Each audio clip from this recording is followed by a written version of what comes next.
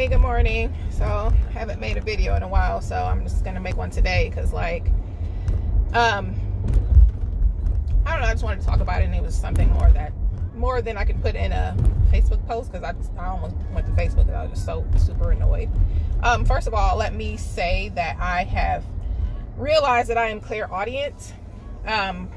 Pretty much what that means is that I can get messages from spirit through music, or mostly through music, or even just like any kind of like noise, or anything, just like anything that I can hear, I can get messages from spirit like that. So I realized that over the past couple of weeks, and you know, when I hear messages from spirit and music, I take heed to it. And it usually happens in my car, because I don't really listen to very much music in my house. Sometimes I do, but not very much. And usually it's as soon as I get in my car, the first song I hear when I get in is usually a message from spirit. So today was really no different.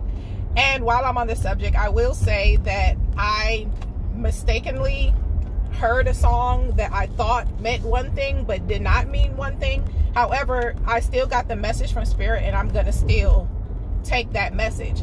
And the song that I heard, it's called Loyalty, from G-Eazy, and it has like Chris Brown and Mark Hanson on it, and it has like it sampled a song, it sampled music from a song called Return of the Mac. I don't know if you guys remember that or not, but oh yeah, sorry, it's sunny outside, I'm facing the sun, I got my sunglasses on, my sunblock, so y'all gonna get all these big lips today. I got lip gloss on, so y'all get these big lips. Anyway, so the song is called Loyalty, and it samples a song, an old song named Return of the Mac, which is not a very flattering song from a woman's perspective. It really sucks from a woman's perspective. Return of the Mac, I mean, seriously. Anyway, so I only heard like a small portion of it, and the message that I got from it, from spirit, because this was the first song I heard when I was getting into my car, actually my truck, because like I just got a new truck. I got my Nissan Rogue back, and I love it. So anyway, and it's a 2021, brand new. It's awesome. So I'm very happy about it. I got my moonroof back. So anyway, so yeah, this was the first song I heard when I was dropping my girls off to school, and I heard a short excerpt of it. And the message that I got from what I heard was that there are men out here that are expecting women to provide for them. So before I went on a rant and even decided to do this this video, I looked up the lyrics of the song, and then I looked up the meaning of the song, and I can admit that that song is not about that at all. However, the excerpt that I heard, the message that I got from that is that there are men out here that expect for women to provide. Maybe that means that there's some man or men out here that's expecting for me to provide for them, which I already know that's the case. I don't need to get into that about what man is out here expecting for me to provide for him. You know, I already know it's the bitter ex, mad because I'm going up, mad because he can't benefit off of my hard work and my success and my income and everything else. He expects for me to provide for him, which is what a lot of men from my demographic do expect. And so imagine that. Really, when I heard that, that really annoyed the hell out of me. One, because I'm in the car with my daughters, and this is not what I want my daughters to hear and to think is okay. I'm definitely not raising my daughters to think that it's okay for her to be taking care of a man, period. I'm also not raising them to believe that it's okay to be taken care of, completely taken care of by a man either. So that just, you know, brought up a couple of, you know, topics that I want to talk about, a couple of points. Number one being, men, where's your pride? Where's your pride? Where's your integrity? Where's your respect for yourself? Where is it? Where has it gone? Because to be out here expecting for women to provide for you, for women to put in hard work to make sure you and her and whatever children you have and whatever house you have and whatever car you have, for you all to really walk around with the expectation that there's a woman out here that's supposed to do that for you, because whether the song was about that or not, that is the reality. That's a huge reality, especially in the black community. That's a very big reality. So, you know, yes, that was not the message of the song, but that's the message that I got, and that's the message I'm going to speak on. So the fact that there are men out here that really expect for women to provide stability for them, themselves, their children, and for whoever they want to bring along is just quite disgusting to me. It's really quite disgusting to me because, I mean, of my age and what in the generation I grew up in, I remember being young, being a teenager, and, you know, seeing how it was mostly men that were financially stable and successful, and, you know, they had the nice cars and nice homes and everything. And, you know, and I'm just going to be honest, there were women out here back then that were trapping men with babies for their own stability. Well, those tables have turned, and, you know, that might be acceptable in society now, but that doesn't mean that that's okay. It's not. However, I also don't think it's okay for women to go and trap men with babies just so that they can have some, you know, someone to finance their lifestyle or even pay for their rent or anything like that. That's not right either. So my first point, like I said, was, men, where's your integrity or your respect? Because for you to actually, you know, expect this, and like I said, that song, Provide, is not about that, but there are other songs out here by rappers and black men, and, you know, even men that identify with the black culture. There are songs out here like that, you know, say that women should provide and, you know, whatever.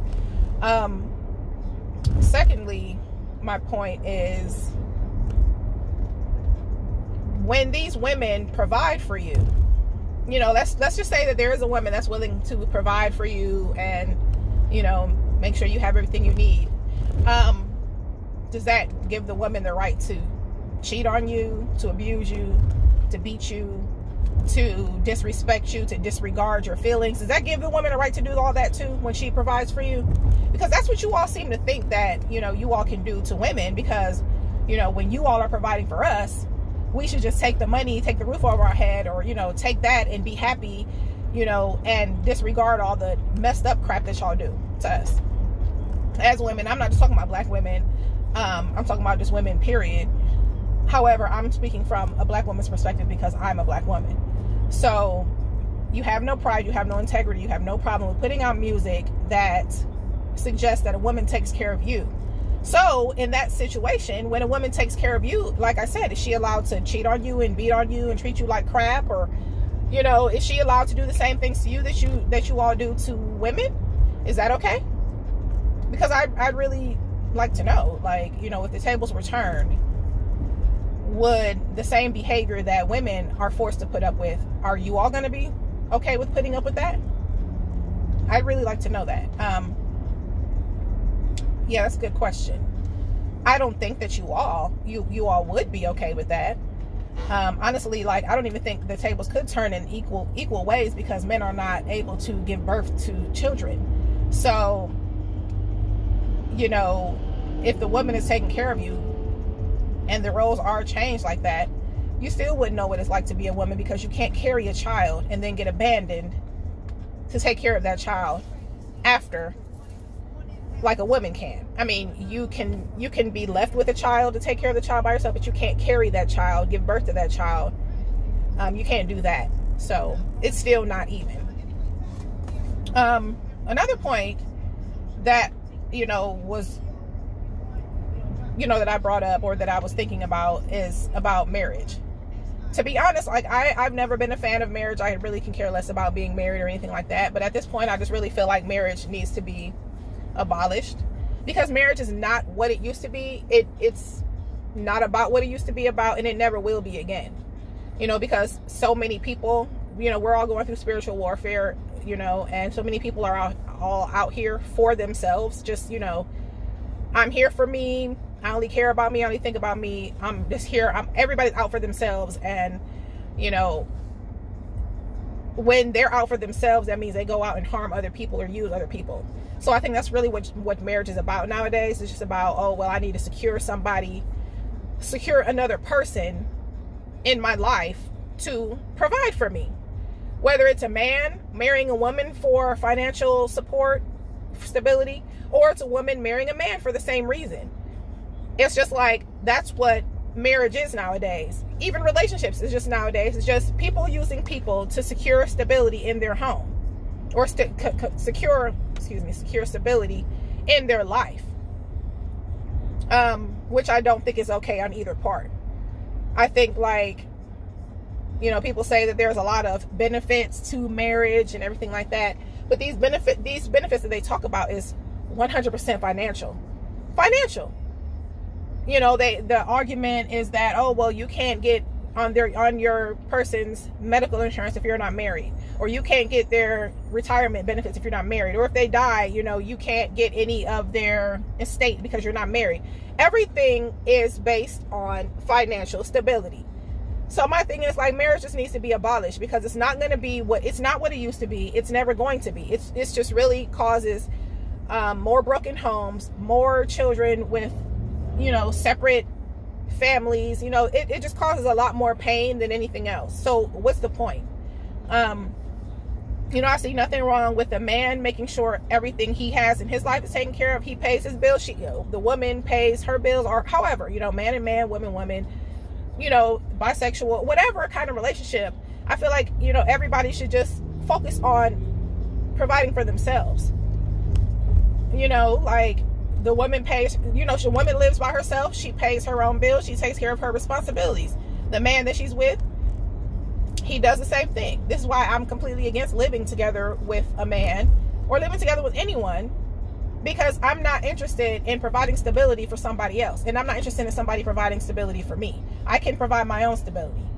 As far as children are concerned, if you have children together, you equally split the cost. If the person that you're with has children outside of the relationship, those children are their responsibility, not yours. Your children are not their responsibility financially. It's just ridiculous, you know, like, too many people. I get that, you know, people, you know, we're supposed to be in relationships. We're not supposed to be alone. We're supposed to bond and all those things. That's, you know, that's the point of life, I guess, or one of the points of life is to be in love and have a relationship, whatever.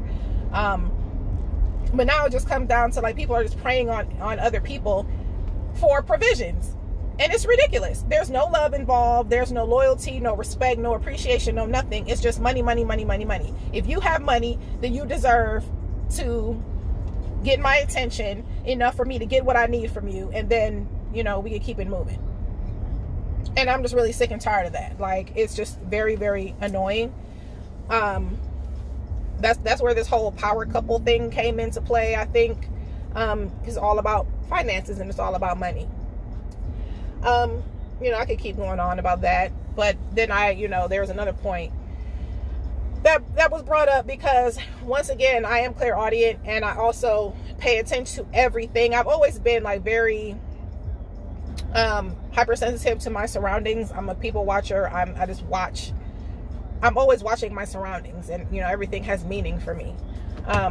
So while I'm on my way to take my daughter to school, and, you know, I'm thinking about all these things, I'm looking around, and I'm on my way to take my daughter to school, which means there's a lot of families out here on their way to take their kids to school. So I'm looking around. And like I said, I came from a generation where, you know, men used to be the ones that had all the nice cars, and, you know, then they would have their own home, and, you know, this thing like that. Like, it was usually the men that had financial stability, and women were looking for financial stability, and they were, you know, doing whatever they could to get it. So today I'm looking around, and like I said, I just got my new truck. You know, I'm feeling myself. I'm feeling good. I got me my, you know, 2021 Nissan Rogue. I know it's not a, you know, well, you know what? It is my BMW for now. You know what I mean? Like, I'm definitely going to be upgrading soon, but this right here is my dream come true. So whatever, I'm feeling myself. And well, like I'm saying, like, you know, I got my little new truck, whatever, and I'm looking around, and I'm seeing all these nice cars, you know what I mean? New Nissans, new Chevys, just everybody, new trucks, you know, shiny, all these, you know, they new cars, because they're shiny, they looking good, like, and all of these cars and trucks are driven by women. They're all driven by women. I'm looking at all of this, and I'm just like, wow. You know, because there's a line that you have to go through, you know, if your child's a car rider, which obviously my kid is, and you know, a lot of people kids are car riders, so you have to go through a line and, you know, let your kid out and blah blah blah. So it's, you know, you're going through pretty slow. So I'm going through this line and I'm looking around and I'm seeing all these women, young women, women my age, driving nice cars. Now, I'm not saying I'm not seeing any men in nice cars, but I'm also noticing that the men I'm seeing in nice cars are not black men. They are other race of men. And I don't mean white men either. I mean other races of men of color. But they're not black men. And this is only, you know, this is a short period of time. This is on one day. So I'm not saying like this is what it is everywhere all the time. But I'm just saying today, what I noticed, you know, within a 30-minute span, is that the roles have definitely changed. You know, all the nice shiny cars straight off the dealership lot, brand new 2021s, they're all driven by women. And the men, nah, they're not driving those kind of cars. They're really not. And like I said, it's definitely a change in the roles. However, for, you know, certain entertainers to feel like it's okay to just put out music to say now women need to provide for men, no, that's just not going to be the business. That's just really not the business. So yeah, you know, putting out music suggesting that women now become providers for men, that's not the business, huh? That's not cute at all. Because like I said, you know, are you all willing to relinquish all the power that you all have to, because you all are providers? You know, you all created this system. You all created this system of men being stronger, more logical, smarter, better providers, all those things. You all created that system. To the point where women were seen as just, you know, homemakers, baby makers, helpmates for their man, all those things. You all created this stuff centuries ago. This is not new. This whole system was created centuries ago by you all. You know, and yes, a lot of things have changed to the point where now women are more educated, more, you know, higher employed. Like we are able to get jobs and get educations now, because in the past we weren't even able to do that neither. So now that women are, you know, the playing field has been leveled. Now it's, oh, well, you all take care of us now, because you all look at the financial playing field as being leveled. But what about everything else? Are we going to level those playing fields too? You know, now that you all want women to take care of men, are women now more logical and more, you know, able to make big decisions? Are women now more qualified to be world leaders, to make decisions, to, you know, make laws, all those things? Are women more able to, you know, run households, to be submitted to lead, as seen as the leader? And I mean, at the end of the day, like, because that's what we do anyway. We are leading households, but are we going to get the respect and the acknowledgement of doing that like you all do? Because even now, women are running households. We're running households. We're running business. But guess what? We still don't get the recognition for it. We still don't get the respect for it. You all still do. You all still do. So it's like, okay, well, now that, you know, you all say that the playing grounds are even because now women are making just as much money as men. So now it's like, oh, well, we can switch roles in that sense, because now you all are making less money as us, or even more. So we can switch roles in that sense. Okay, well then how about we switch roles as far as being abusive, being cheaters, being liars, being manipulators, having multiple families all over the place? How about we do that too?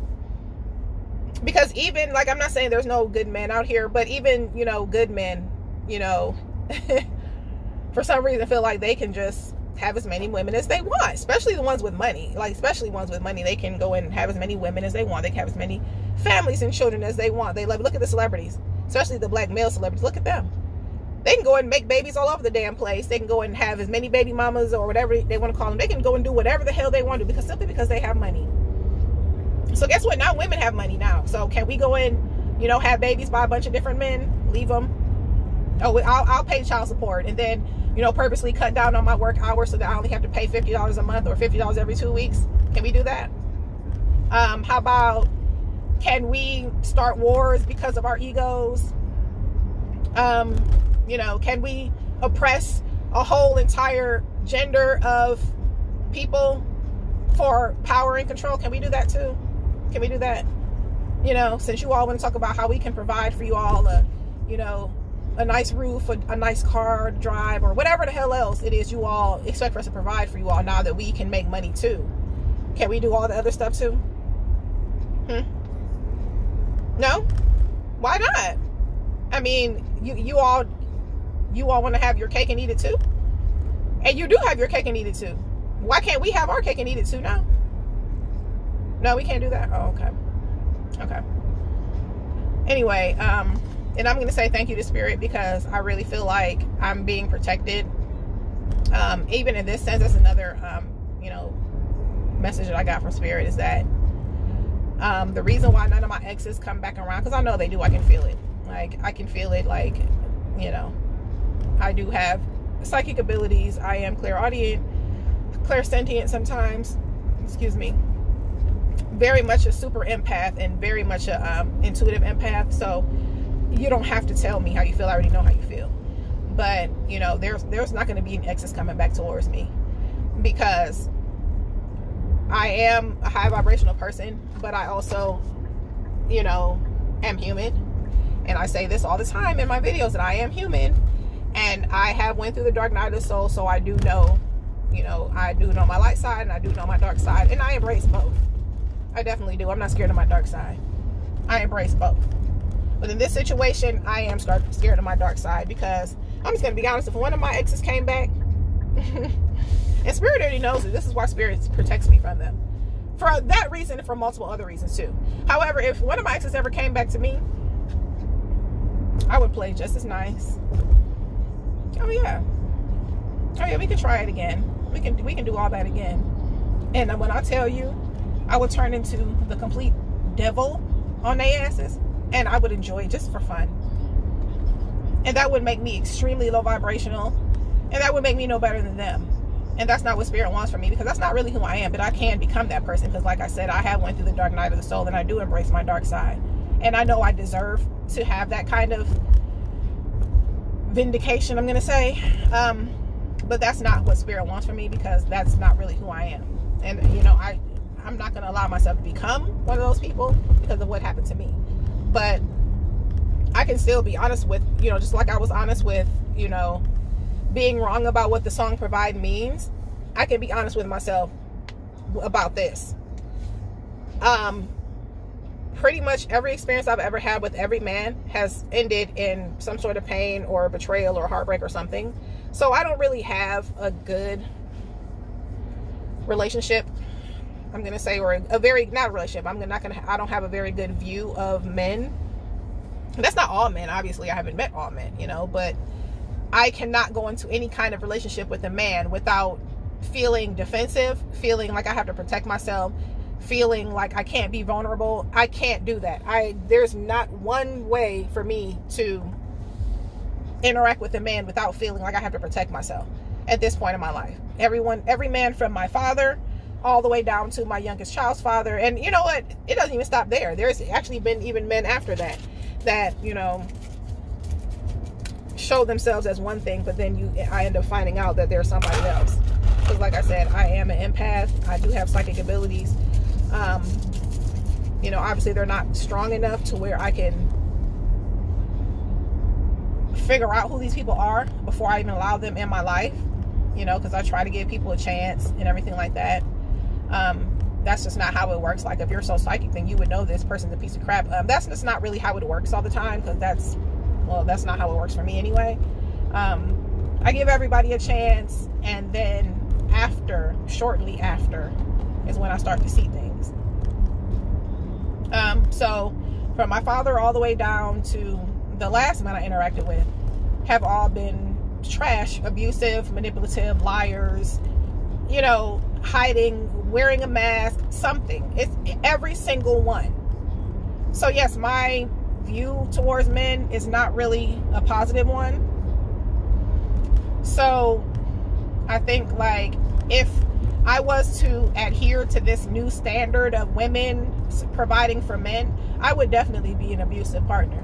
Definitely. If I decided that I was going to go ahead and submit to society standards of women now being the provider and men being, you know, taken care of, oh, definitely, I would definitely be an abuser of men. I already know that. And I can admit that because of my history with men throughout my whole 42, almost 43 years of life. There's no way in the world that I would be in a relationship with a man that I had to provide for and I would treat him with respect and admiration. There's no way I ever would. No way. And I'm pretty sure I'm not the only woman that could say that. You know, maybe I am one of few that will admit that, but I can definitely admit that if I was to get into a relationship with a man with the full expectation of me being his provider, me being the head of the household and everything like that, it would not be good for him. It would not be good for him. Not at all. Because I would definitely be all types of an abuser. And I would enjoy it. And I would enjoy it for my ancestors and for, you know, all the women in the past that had to tolerate abuse, physical, mental, emotional, financial, sexual, all kind of abuse at the hands of a man, so that she can make sure she has some place to live and that her kids have some place to live. I would definitely, that was a car, jeez. I would definitely enjoy breaking you all down to be the small little roaches that you present yourself to be anyway. So, yeah. Anyway, I know I said a lot and I really didn't say very much at all. It's just, you know, something I wanted to talk about. But, like, you know, this whole idea of women providing for men, no, I will never submit to that. And I'm seeing that a lot of women are refusing to submit to that. Well, not refusing, but are just not going to adhere to that standard. No. There's that. Then there's, you know, whatever happened to the pride and integrity that men used to have in themselves. You know, they used to brag to their friends about, you know, the nice car that they have or the nice wife that they have. Now they brag to their friends about how many hoes they can get to take care of them, how many babies they have, how they beat that bitch ass. That's what they brag about. So, you know, why y'all ain't got no money out here? You know, why all the nice whips, the new cars and shiny off the dealership lots? Why are they all driven by black women, young at that? So it's not like, you know, they're older and they've worked for 20, 30 years to be able to know. They out here getting money now in their 20s and 30s. They getting money. Where y'all money at? What y'all doing? Why y'all ain't driving the nice whips no more? Unless they belong to your baby mama. Why? Thirdly, let's get rid of marriage, please. Legally bound marriage. Because everything is just about finances. You know, finance is an image. And that's why so many people are getting married. That's why so many people are getting divorced. Because marriage is just about securing someone to take care of them. Pretty much securing the bag. And the bag is usually a person that's willing to work hard to get a nice life and financial stability and financial freedom. And that's really what marriage is about, is, you know, finding someone that is willing to, you know, provide you with that life. You don't even have to work for it. You just have to be like, oh, well, I love you and I want to marry you, and bam, there you go. You have financial freedom, you have financial stability, you have everything because of the person that you married. You don't even have to love them.